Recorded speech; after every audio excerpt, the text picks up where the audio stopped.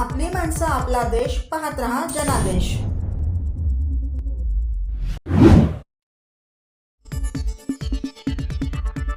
आपण पाहत आहात ठाणे महानगरपालिका सार्वत्रिक निवडणूक 2025-26. प्रभाग क्रमांक 28 ड मधील शिवसेना भाजपा युतीचे उमेदवार रमाकांत मढवी यांच्याशी राम माळी यांनी केलेला जनादेश संवाद. नमस्कार, मी राम माळी. जनादेश टीव्ही न्यूजमध्ये आपल्या सर्वांचं मनपूर्वक स्वागत. आपण पाहत आहात जनादेश टीव्ही न्यूज. आपली माणसं, आपला देश. पाहत राहा जनादेश. आपण दिव्यामध्ये आलेलो आहोत आणि दिव्यातील प्रभाग क्रमांक 28 मधील उमेदवार रमाकांत मढवी साहेब यांच्याशी आपण जनादेश टीव्ही न्यूजच्या माध्यमातून आपण संवाद साधणार आहोत. नमस्कार, जनादेश टीव्ही न्यूजमध्ये आपलं प्रथम स्वागत आहे. प्रथम आपल्या चॅनलसाठी आपला परिचय आणि प्रभाग क्रमांक. मी रमाकांत मढवी, प्रभाग क्रमांक 28 मधून शिवसेना भाजप महायुतीचा उमेदवार म्हणून 28 ड या जागेतून लढत आहे. आपण केलेल्या दिव्यामध्ये, दिवापूर परिसरामध्ये विकसित केलेल्या कामांची थोडक्यात माहिती. जनादेश आणि राम माळी यांनी पाहिलेला दिवा 2017च्या आधीचा, हे अख्ख्या दिव्या शहराने आणि बऱ्याच लोकांनी पाहिलेलं. 2017 नंतर या दिव्या शहरात आमूलाग्र बदलला. उदाहरण द्यायचं झालं तर दिव्या शहरात एकमेव रस्ता होता तो 3 ते 4 मीटरचा रस्ता होता. बरोबर. त्याला दुतर्फा गटारही नव्हतं. आज दिव्या शहरात आम्ही अनेक रस्ते बनवले. फक्त बनवले नाहीत तर कॉन्क्रीटचे केले. त्या कॉन्क्रीटच्या रस्त्याखाली आम्ही नवीन जलवाहिन्या टाकल्या, मोठ्या मणीनिसार योजना टाकली. दिव्या शहरात लटकलेल्या MSCBच्या वायरचा जो प्रकार होता तो काढून टाकून आम्ही भूमिगत विद्युत वाहिनी टाकल्या, जेणेकरून दिव्याकरांचं जीवन सुरक्षित होईल. दिव्यातले सगळे रस्ते कॉन्क्रीटीकरण झाले.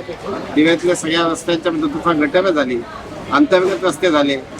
दिव्यात तर 700 मीटर पथदिवे होते. तर 700 मीटर पथदिवे होते, ते पण सोडियम वेफरचे होते. आज आम्ही दिव्यातल्या सगळ्या रस्त्यांवर पथदिवे लावले, अंतर्गत रस्त्यांवर लावले, गावांमध्ये लावले आणि प्रत्येक गल्लीबोळात आम्ही ते पथदिवे लावून दिवेकरण महिला असतील, लहान मुलं असतील, त्यांना रात्र अपरात्री फिरताना अडचण निर्माण होणे याचे मी काढले. तर मला आता एक सांगा की दिव्यामध्ये दिवा गाव होता, दिव्या गावाचं शहरामध्ये रूपांतर झालेलं आहे. याचाही मी गेल्या 20 वर्षात मी जवळून पाहिलेला अनुभव आहे आणि हा खरोखरच विकसित झालेला दिवा आहे. पण याच्यामध्ये जशी लोकसंख्या वाढलेली आहे, विकास पण तेवढाच झालेला आहे आणि समस्या पण काही झालेल्या आहेत, काही सुटलेल्या पण आहेत. पण मला एक सांगायचं आहे की जसं दिव्यामध्ये झालं की ठाणे परिसरामध्ये, ठाणे स्टेशनच्या, दिवा स्टेशनच्या परिसरामध्ये दिवा पश्चिम आणि पूर्वेला जोडणारा जो रेल्वे ब्रिज आहे तो 2017 पासून अजूनही अवस्थेत आहे. साधारण आपल्या माहितीप्रमाणे कधीपर्यंत पूर्णत्वाला येईल? अर्धवट अवस्थेत नाही, अर्धवट अवस्थेत राहावं यासाठी प्रयत्न केले गेले. मला कोणावर आरोप करायचा नाहीये, पण एवढंच आहे, एखादी बिल्डिंग बनवतो आपण DP रस्त्यामध्ये, ती विकतो. ती विकल्यानंतर ती तोडली जाते महापालिकेकडे रोडवाढीचं आणि इतर ठिकाणी बाधित लोकांना 5-5, 10-10 वर्ष लागतात पुनर्वसन व्हायला. पण आम्ही दिव्या शहरात बाधित झालेल्या रहिवाशांना 8 दिवसात त्यांचं पुनर्वसन अधिकृत केलं. आणि तरी देखील ज्या मालकांनी मोबदला आधी घेतलेला आहे, पुन्हा त्यांनी PWD कडे 24 मीटरचा मोबदला घेतलेला आहे. आणि जर अतिरिक्त जागा त्यांनी जात असेल, ठाणे महापालिका TDR देखील द्यायला तयार आहे. तरी देखील राजकीय हेतूने या ब्रिज होऊ नये म्हणून जे त्या काळचे नेते होते ते ब्रिज थांबवण्याच्या वेळ तेथे आयुक्तांकडे जाऊन ज्यांनी ज्यांनी काही निवेदनं दिली आहेत, हा ब्रिज इथे नको, पुढे गेला पाहिजे, ते वेगवेगळे, त्या सगळ्यांच्या ते यश आलं. आम्ही त्याच्या पुढे गेलेलं आहे. आम्ही दिव्या पश्चिमेचं लँड अंतिम टप्प्यात आहे. दिवा पूर्वेला जे अडथळे आले त्यांच्याशी आम्ही समन्वय साधण्याचा, समजवण्याचा प्रयत्न करतोय आणि लवकरच येणाऱ्या 1 वर्षाच्या कालावधीत हा दिवा पूर्व पश्चिम जोडणारा उत्तर काम पूर्ण होईल. नक्कीच आम्हाला अभिमान वाटेल. दुसरा प्रश्न, मध्यंतरी आपण अनधिकृत शाळांच्या बाबतीत सर्व शाळांचा प्रश्न सोडवण्यासाठी आपण कसोशीने प्रयत्न केला होता आणि आजही तो जवळजवळ 80च्या आसपास अनधिकृत शाळा आहेत. त्याच्यावरती आपण काय म्हणजे पर्याय करणार? एक लोकप्रतिनिधी म्हणून आपले दिव्यातली जनता आपल्याकडे आशेने पाहत असते, त्या संदर्भात आपण काय सांगाल? मुळात हे दिवा हे गाव होतं. गावाचं शहर लोकसंख्या 25,000 होती, ती 5 लाख झाली या अवघ्या 20 वर्षात. गावठाणांमध्ये फक्त जिल्हा परिषदेच्या शाळा होत्या बरोबर. आणि मध्ये वसलेल्या वस्तीमध्ये कोणतीही शाळा नव्हती, शाळेच्या इमारती. आम्ही या 5 वर्षाच्या कालावधीत 2 शाळांच्या इमारती उभ्या केल्या अद्ययावत. पण इथे शाळांची संख्या आणि विद्यार्थ्यांची संख्या लक्षात घेता जितके विद्यार्थी मिळतात म्हणून शाळा उभ्या राहिल्या, शाळेचे निकष पाळले गेले नाहीत आणि मग अनाधिकृत शाळा मग काहींनी तक्रार केल्यावर त्या शाळांची ती कारवाई झाली. शाळांवरती कारवाई झाल्याचा दुःख नाही आम्हाला, पण ज्या 25,000 विद्यार्थ्यांचं भवितव्य अंधारात आलेलं आणि जे 800 शिक्षकांची नोकरीचा प्रश्न, रोजगाराचा प्रश्न निर्माण झालेला, त्यासाठी आम्ही आयुक्तांसमवेत मिटिंग केली आणि आयुक्तांना सांगितलं की शैक्षणिक संस्थांना काही अवधी द्या.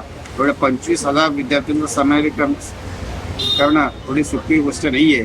त्यांना कुठल्या शाळेत समाविष्ट करणं, जरी एखाद्या शाळेने त्यांना समाविष्ट करून घेतलं तर पहिल्या वर्षी ते त्यांची फी कमी घेतील, पण दुसऱ्या वर्षी जिथे फी आकारली ती सर्वसामान्य मुलांना परवडणारी नाही. ह्याच शाळांना 1 वर्षाचा अवधी द्या, त्यांना त्यांची कागदपत्र पूर्तता करण्याची संधी द्या आणि जे पूर्तता करतील त्या शाळा चालू राहतील. त्यांच्या पुढे कागदपत्रांची पूर्तता करणार नाही, त्यांना पुढच्या शैक्षणिक वर्षात तुम्ही नियमाप्रमाणे काय कारवाई करतील. दुसरा प्रश्न असा आहे की 2017 मध्ये आपण ठाणे शहराचे उपमहापौर म्हणून प्रथम दिव्यातून आपली निवड झाली.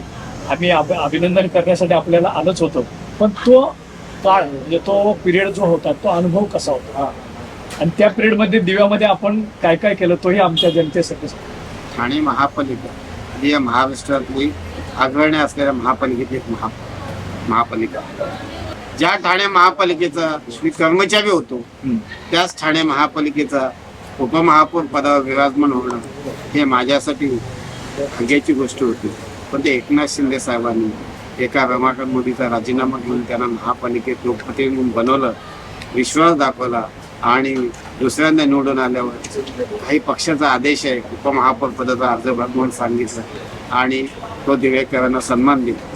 उपमहापौर पद तसं लोक टाळतात, पण मी ते उपमहापौर पद मिळालं. त्यानंतर या दिवा शहराचा 2017च्या आधीची जी अवस्था होती त्यात अमोलदार बदल आणले, पोलीस स्टेशन उभं केलं, शाळा इमारती उभ्या केल्या, स्मशानभूमी चांगल्या करून घेतल्या, जलवाहिनी 234 कोटी जलवाहिनीचं काम अंतिम टप्प्यात आहे, मळणीसरण योजना आणली, आरोग्य केंद्र शिलफाट्याला आरोग्य केंद्र होतं कल्याण फाट्याला 7 किलोमीटर लांब माझ्या घरापासून, दिवा चौकापासून 6 किलोमीटर. आज दिव्यात 3 आरोग्य केंद्र आम्ही उभी केली. मात्रगेटच्या मातोश्रीला असेल, तातुली गावात असेल, साबे गावात असेल. एवढं मात्र नक्की दिवा शहर CRZ बाधित होतं, नो डेव्हलपमेंट झोनमध्ये होतं, त्यामुळे आम्हाला काही सुविधा देता येत नव्हत्या. ही गोष्ट जेव्हा श्रीकांत शिंदे साहेब आणि एकनाथ शिंदे साहेबांच्या लक्षात आली तेव्हा 2019ला आम्ही पाठपुरावा करून हा दिवा CRZ मधून रिलॅक्सेशन शिथिल येण्यात आम्हाला यश आलं आणि आज मला अभिमान वाटतो पूर्ण दिवा CRZ मधून 80% दिवा बाहेर गेलेला आहे. आणि फक्त CRZ मधून मुक्ती दिली नाही, ते दिवा शहर CRZ व्यतिरिक्त ग्रीन झोन मध्ये होता. आज दिवा नवीन शहर विकास आराखड्यात या दिवा शहरची जिथे लोकसंख्या 2017ची लोकसंख्या होती त्यापैकी 90% क्षेत्र हा आरझोन झालेला आहे. म्हणजे याचा अर्थ भविष्यात आम्ही दिवेकरांना आरक्षित भूखंडांवरती सुविधा देऊ शकतो. ज्या उच्चप्रभू लोक मुंबई ठाण्यात राहतात त्यांना अपेक्षित असलेल्या सुविधा आम्ही त्यांना सहज उपलब्ध करून देऊ. धन्यवाद. नक्कीच जसं आता तुम्ही सांगितलं होतं की जलनिसरणचं कामही हाती घेतलं, त्याच्यासाठी निधीही मंजूर केला, तरी सुद्धा पाण्याची समस्या अजून काही सुटत नाही. बऱ्याच ठिकाणी काही ठिकाणी काही बिल्डिंगमध्ये पाण्यासाठी टँकर घ्यावं लागतं. त्याच्या संदर्भात आपण काय सांगा? काटेवरने येणारी एकमेव जलवाहिनी, त्या जलवाहिनीमुळे आपण अखंड दिव्या शहराला 5 लाख लोकांना पाणी देतो. म्हणजे 12 तास आम्ही या 27ला देतो, 12 तास 28ला देतो. शिलफाट्यावरने जी जलवाहिनी आमची आता येते जिचं काम जवळजवळ पूर्ण झालं आहे. नॅशनल शाळेच्या इथे 52 मीटरचं काम आणि खर्डी ब्रिजवरचा जो 50 मीटरचं काम आहे, ही 2 ठिकाणची कामं राहिलीत. नॅशनल शाळेच्या शेतकऱ्यांनी थोडंसं विरोध दर्शवला, त्यांच्याशी आम्ही संवाद सोडून मान्यता घेतोय. ही लाईन पूर्ण झाल्यानंतर आम्ही दिवा शहराच्या 28 आणि 27 आणि 29 साठी 12 तास पाणी देऊ शकतो, 24 तास पाणी देऊ शकतो आणि 28 साठी 24 तास पाणी देऊ शकतो. त्याच्यामुळे सगळ्यांना पूर्ण पाणी मिळेल. आणि जी लोक नोकरी व्यवसायानिमित्त बाहेर जातात पाण्याच्या वेळापत्रकानुसार ते घरी नसतात, त्यामुळे त्यांना ते घरी जेव्हा येतात त्यावेळी त्यांना पाण्याची व्यवस्था करण्यासाठी टँकर आणावे लागतात. नाहीतर आम्ही टँकर लॉबी JCP लावून पाईपलाईनवरची टँकर लॉबी आणि त्यांच्या मशीन्स तोडून टाकले. पाणी माफियांच्या विरोधात आम्ही आहोत आणि पाणी दिव्या शहरातल्या सगळ्या जलवाहिन्या आम्ही कॉन्क्रीट त्यासाठी केलं की तेव्हा पाणी चोरी होऊ नये, हे आमचे प्रयत्न आहेत. आणि दिव्या शहरात पाणी टंचाई हा फक्त राजकारण्यांनी केलेला पाऊल आहे. शहराला आणि शिवसेना बदनाम करण्यासाठी केलेला प्रयत्न आहे. मुळात 2017ला आम्ही निवडून आल्यानंतर त्यावेळी BR नगर असेल, कुंभादेवी कॉलनी असेल, शांतीनगर असेल, गणेशनगरचा भाग असेल, बेडेकर नगरचा भाग असेल, तिथे पाणी टंचाई होती, ते जलवाहिन्या नव्हत्या. आज या भागातल्या जनतेशी तुम्ही जाऊन प्रत्यक्ष जाऊन भेटा, तुम्हाला नक्की समजेल की दिवा हा पाणी टंचाई मुक्त आहे. हा मान्य करतो आम्ही की डम्पिंगचा एरिया असेल, खाडीकिनारी दादूस नगर असेल, डीजेचा बॅकसाईड असेल, गणेश मंदिर असेल, सगळं नव्याने वस्ती खाडीकिनारी झाली वसलेली आहे, जिथं शेतकऱ्यांनी नव्हे ह्या राजकारण्यांनी आमच्या जलवाहिन्यांचं काम आमची जागासमोर अर्धवट ठेवायला भाग पडला, ज्याने अडवलंय. त्याच्यामुळे त्यांच्यामध्ये पाणी पोचू शकलं नाही. ती कामं अर्धवट आहे, पण ती पण आपण समजून ऐकलं नाही तर जबरदस्तीने आमच्या पाईपलाईनचं काम पूर्ण करणार. नक्कीच आम्हाला अभिमान वाटेल, कारण अन्न, वस्त्र आणि निवारा ह्या ज्या मूलभूत गोष्टी आहेत त्याच्यासाठी सुद्धा इथली जनता आपल्याकडे अपेक्षेने पाहत असते. मला अजून एक प्रश्न असा विचारायचा की ठाणे जिल्हा जसा आहे तसं दिव्यातलं एक शहर प्रमुख म्हणून आपल्याकडे दिव्यातल्या जेवढे काही उमेदवार आहेत त्यांची जबाबदारी आपल्या खांद्यावरती आहे. 11 उमेदवार निवडून देण्याची जबाबदारी आहे. ती जबाबदारी आपण कशा पद्धतीने पार पाडणार? बघा, मतदारांना सामावे जाताना आम्ही जातीवर, मातीवर किंवा कुठल्या प्रेमावर, कुठल्या वस्तूच्या प्रेमावर मतं मागतो. दिव्या शहरात 2017ला आम्ही शब्द दिले होते त्या, आणि तेव्हा आम्ही तेव्हापासून केलेलं काम असेल त्या, आणि दिव्या शहरात आम्ही केलेला विकास असेल, श्रीकांत शिंदे साहेबांचं नेतृत्वाखाली, एकनाथ शिंदे साहेबांच्या मार्गदर्शनानुसार या दिव्या शहरात केलेल्या विकास कामाच्या जोरावर आम्ही मतदान मागतोय. संकट असेल, 26 जुलै 2005, 2019चा पूर, त्यावेळी शिवसेनेला केलेलं काम असेल, किंवा जागोजाग आलेल्या कोविडच्या संकटादरम्यान आम्ही केलेलं स्वतःचं, इतर राजकारणी माझ्या कुटुंबाची जबाबदारी करत होते आणि आमचे कार्यकर्ते दिवेकरांची जबाबदारी समजून रस्त्यावर होते. अशा वेळी आम्ही धान्य वाटप असेल, अन्न वाटप असेल, भिक्षाटनाला मदत असेल, किंवा आर्सेनिक अल्बमच्या गोळ्या असतील, लसीकरण असेल. लसीकरण म्हणजे असं लसीकरण नव्हे, आम्ही लसीकरण केंद्रातून लसीकरण केलं, परिवहनच्या बसेसच्या माध्यमातून लसीकरण केलं. आणि जेव्हा खासदार श्रीकांत शिंदे साहेबांच्या लक्षात आलं की जर असं आपण लसीकरण करत राहिलो आणि याकडे अजून लाट आली तर दिव्याचं काय होईल, त्या दिवशी त्यांनी आम्हाला सांगितलं, मी लसीची व्यवस्था करतो, तुम्ही नियोजन करा. आणि आम्ही एकाच दिवशी, एकाच ठिकाणी, एका दिवसात 10,010 लोकांचं लसीकरण करण्याचा राष्ट्रीय विक्रम ठाणे महापालिकेच्या नावावर शिवसेनेने घडवून आणला. तर दिव्यातल्या जनतेने दाखवलेल्या कोविडच्या कालावधीत देखील दाखवलेल्या विश्वासाने घडवून आणला. एवढा मोठा राष्ट्रीय विक्रम करणारा लसीकरणात दिवा हा एकमेव शहर आहे. नक्कीच. मला आता एक शेवटचा प्रश्न विचारायचा आहे साहेब, की मतदारांसाठी निवडून येण्यासाठी आपण मतदारांना काय आवाहन कराल? दिव्या शहराचा झालेला विकास, दिव्या शहराची होत असलेली प्रगती अधिक जलद गतीने होण्यासाठी, दिवा शहर अधिक प्रगतिशील होण्यासाठी, दिव्यात राहणारी सर्वसामान्य जनता जी आहे त्यांच्या मुलांच्या भविष्यासाठी, त्यांच्या मुलांच्या भविष्यासाठी, त्या जनतेचे असलेले जे घरं आहेत त्यांचं व्हॅल्युएशन वाढवण्यासाठी, व्हॅल्यू ॲडिशन करण्यासाठी शिवसेनेच्या 11 ते 18 नगरसेवकांना निवडून द्या, शिवसेना भाजपच्या.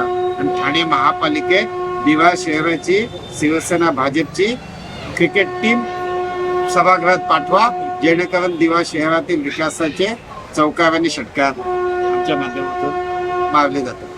धन्यवाद. आपल्याला जनादेश TV न्यूजच्या मार्फत आपल्याला खूप खूप शुभेच्छा. धन्यवाद.